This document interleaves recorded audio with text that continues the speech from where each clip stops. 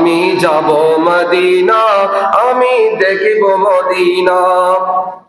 আলহামদুলিল্লাহ, আল্লাহ পাকের দরবারে লাখ কোটি শুকরিয়া জানাচ্ছি। আজকের জুমার বিষয় হচ্ছে রোজার ফজিলত।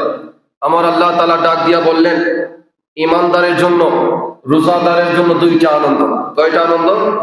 আমার কামলিওয়ালা নবী ডাক দিয়া বললেন, ইমানদারের জন্য, রোজাদারের জন্য দুইটা আনন্দ। ডাক দিয়া বললাম, ইয়া রাসূলুল্লাহ, ইয়া হাবিবাল্লাহ, আমরা যারা রোজা রাখলাম, সারাদিন চোখের সামনে খাবার পড়ে আছে, খাবার কিন্তু খাই না।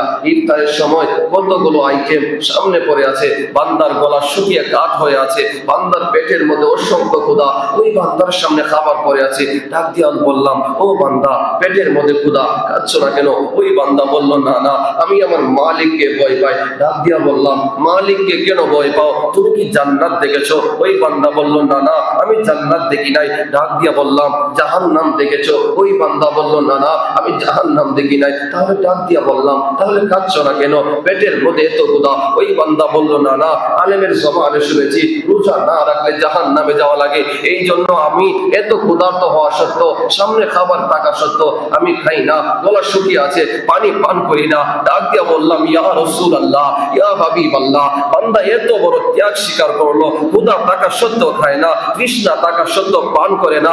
ইয়া রাসূলুল্লাহ, তাদের জন্য উপহার কি? আমার নবী ডাক দিয়া বললেন, ওই উম্মতের জন্য দুইটা আনন্দ আছে যারা রোজা রাখবে। ডাক দিয়া বললাম, ওই দুইটা আনন্দ কি? আমার কামলিওয়ালা নবী ডাক দিয়া বলেন, ওই দুইটা আনন্দের মধ্যে প্রথম আনন্দ হচ্ছে, বান্দা সারাদিন ক্ষুধার্ত, গলা শুকিয়ে কাঠ হয়ে আছে, ওই বান্দা যখন বিসমিল্লাহ বলে যখন পানি পান করে, আমার মুসলমান ভাইয়েরা ডাক দিয়া বললেন, ও ভাইয়েরা, যখন গলাতে যখন পানি দেওয়া হয় এত একটা শান্তি লাগে, তখন বোঝা যায় ইসলাম ধর্মে কেমন শান্তি। গলার মধ্যে পানি দিলে কি শান্তি পাওয়া যায়। আমার নবী ডাক দিয়া বললেন, রোজাদারের প্রথম আনন্দ হচ্ছে তারা ইফতার করবে। ডাক দিয়া বললাম, দুই নাম্বার আনন্দ কি? আমার কামলিওয়ালা নবী ডাক দিয়া বললেন, দুই নাম্বার আনন্দ কি জানো? যখন কাল হাসরের ময়দানে বান্দার যাওয়ার মতো জায়গা নাই, আমার আল্লাহ ডাক দিয়া বলবেন, ও রোজাদারেরা, তোমার ঘরে খাবার ছিল, তুমি খাবার খাও নাই, তোমার সামনে পানি ছিল, তুমি পান করো নাই, আমি আল্লাহ তোমাদের প্রতি খুশি হয়ে গিয়েছি। ও রোজাদার বান্দারা, তোমরা আমার কাছে আসো, আমি আল্লাহ তোমাদেরকে দিদার দিব। ওই বান্দা রোজাদাররা আমার আল্লাহর দিদার দেখে পাগল হয়ে যাবে। শুধু তাই না, ৭০,০০০ বছর আমার আল্লাহর দিদার দেখে ওই জমিনের মধ্যে বেহুশ হয়ে পড়ে থাকবে। বলি সুবহানাল্লাহ।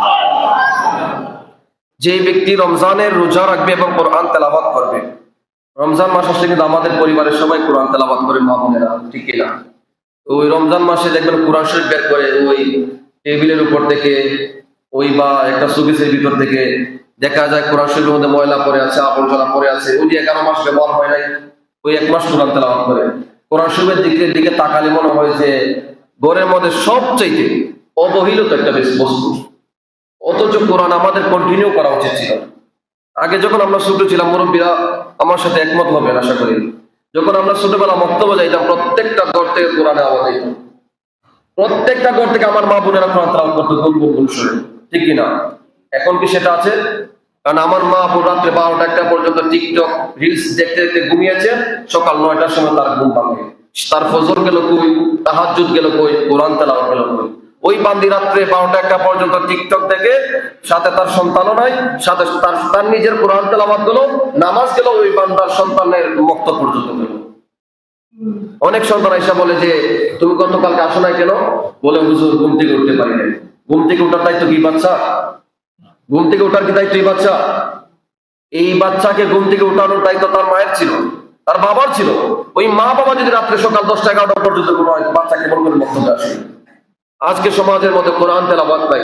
আল্লাহ রাসূল সাল্লাল্লাহু আলাইহি ওয়াসাল্লাম বলছেন, কোন বান্দা যখন কোরআনের একটা অক্ষর তেলাওয়াত করে, রমজান মাস ব্যতীত একটা অক্ষর তেলাওয়াত করার সাথে সাথে আমার আল্লাহ তাআলা 10টা নেকি দান করে দেন। সঙ্গে সঙ্গে আরো বলেন, এমন কিছু মাস আছে একটা অক্ষর তেলাওয়াত করলে 70টা নেকি পর্যন্ত পাওয়া যায়। কামলিওয়ালা নবীকে ডাক দিয়া বললাম, ইয়া রাসূলুল্লাহ, ইয়া হাবিবাল্লাহ, রমজান তো কোরআন মাসের না, কোরআন নাজিলের মাস। ইয়া রাসূলুল্লাহ, রমজান মাসে কোরআন তেলাওয়াত করলে সওয়াব কেমন হয়? আমার নবী ডাক দিয়া বললেন, রমজান মাসে যখন কোনো বান্দা একটা অক্ষর তেলাওয়াত করে, একটা অক্ষর তেলাওয়াতের কারণে আমার আল্লাহ তাআলা ওই বান্দার আমলনামার মধ্যে 700 নেকি দান করে দেন। বলি সুবহানাল্লাহ। কয়টা নেকি? 700 নেকি। অথচ আমাদের অনেকের ঘরের মধ্যে কোরআনে কোনো, রমজান মাস চলে যাচ্ছে কোরআনের খবর নাই, অনেকের ঘরের মধ্যে কোরআনে কোনো আসে নাই। কেন মা? অন্তত রমজান মাসে যদি 2 খতম কোরআন না দিতে পারেন, রমজান মাসে অন্তত যদি একটা খতম কোরআন না দিতে পারে, না হয় কেমন হবে?